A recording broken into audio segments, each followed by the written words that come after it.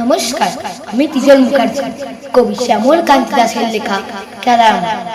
মাঠটা ছিল দেখার মতো, সবুজ ঘাসে ঢাকা, মাথার ওপর মস্ত আকাশ, ছবির মতো নাকা। চতুর্দিকে গাছগাছালি, চোখ জুড়িয়ে যেত।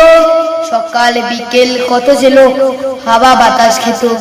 পাড়ার যত ছেলেরা সব আসতো দলে দলে, সারা বিকেল থাকতো মজে ক্রিকেট ও ফুটবলে।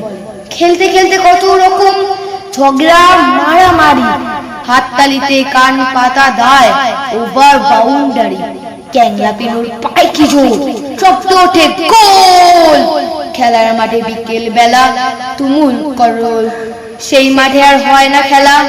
বাড়ির পাশে বাড়ি, সকাল বিকেল দাঁড়িয়ে থাকে প্রমোটারের গাড়ি। মাঠের ওপর রঙিন আকাশ, ধোঁয়ায় ধুলে ঢাকা। খেলার মাঠে দাপিয়ে বেড়ায় টাটা সুমোর চাকা। নমস্কার।